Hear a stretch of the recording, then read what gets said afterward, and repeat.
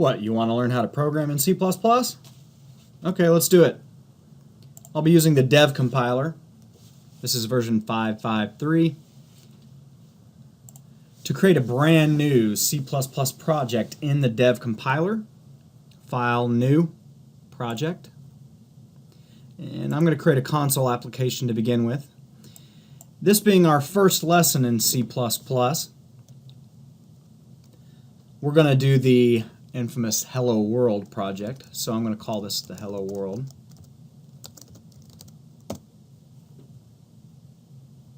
Console application, C++ project selected, okay. And the dev compiler does not create a folder in your documents area for all of your projects like some other programs do. We're just going to create our own. So I'm in the documents folder right now, libraries, documents, and I'm going to right click and create a new folder and call it C++ projects.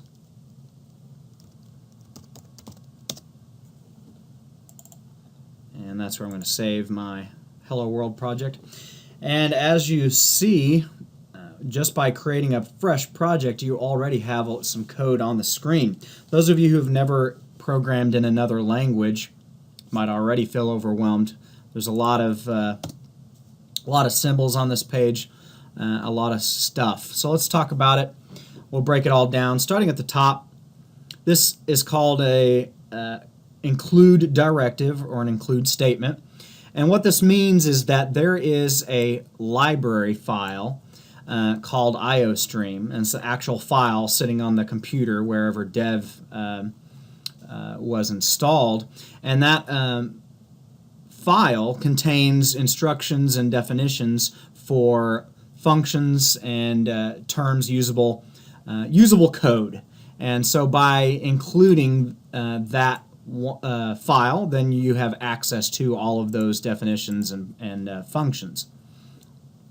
Those of you who may have programmed in C# or Java before, this is similar to the using statements that you see in those languages. Next, this is just a comment. So in your programs, you can write comments just to yourself, and it's good practice to do that so that you can remind yourself what you were doing at that portion of the code, and not only for yourself, but if you're programming in a group or you're working for a company, you need to annotate what it is that you're doing and why in your programs. So the /* is used for multi-line comments. So here I can have line after line of comments, and dev colors that text blue. Just for a single line comment, you can just use two /.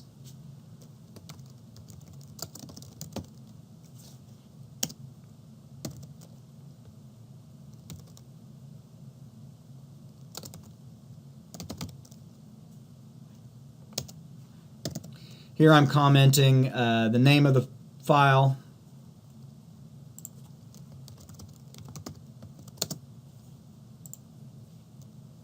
and I'm the author, and I'm also going to put the date.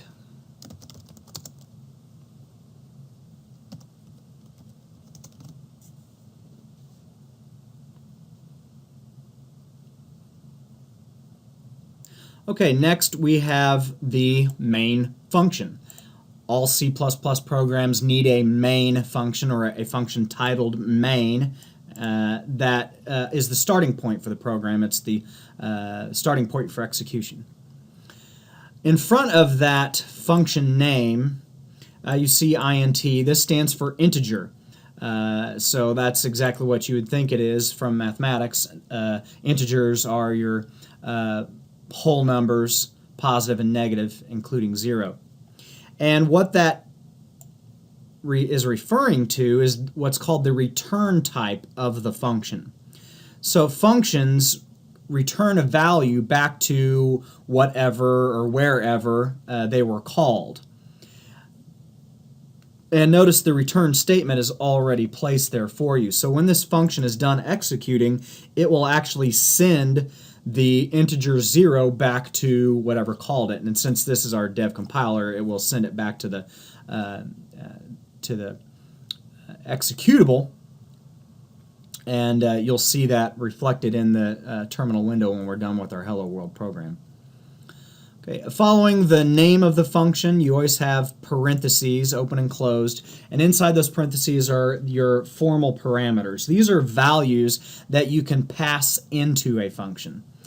So within these open and closed braces, and every function starts with an open brace and ends with a closed bracket, or brace, I'm sorry. And within the confines of these two braces, I can use these named variables. And so we have an integer variable called argc, and then we have a character, and this is actually a pointer variable. That's what those asterisks mean. Pointers are the very last thing that we will learn in the first semester of C++. So don't worry about those right now. We'll talk about those later. But that one is also called ARG with a V at the end. Now these, if you pass a value into them, then you can use these values in your function. We're not going to be passing any values into that main. We're just going to execute it as is, so I won't be using those. The next thing that this program needs in order to run is a using directive of its own. This is a statement that lets the compiler know what namespace to use. So I added this statement using namespace standard. And those of you taking C++ 140 with me, you can see this in the Savage text at page 25. And what that statement is telling us, or telling the compiler, is that any of the definitions that we use within our program, or from this point down, will be interpreted in the standard namespace. So what does that mean? Well, that means that if you wanted to, you could have multiple definitions for keywords, or you could have functions that are contained in completely separate libraries that may do something completely different or entirely different. Next, we will create our very first line of code that will be executed in the main function, and we will start with a word that is defined in that standard namespace, and that word is cout. It's pronounced cout, and what that literally stands for is the output window. So with the output window, I want to put, and these two symbols, the two less than symbols, back to back, is called the insertion operator. This means that what I'm about to type, I want to put to or insert in the terminal window.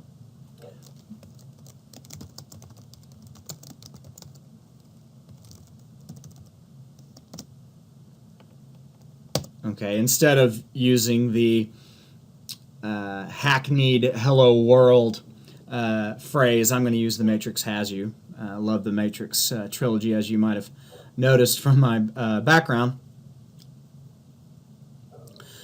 So a couple of things to note about this statement here. First of all, the double quotes.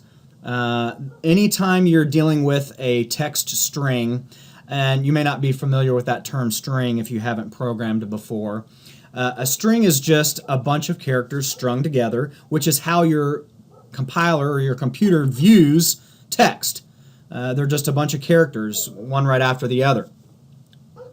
So double quote starts any text string or a literal piece of text, and we are outputting it to the terminal window. And then every statement in C++ ends with the semicolon.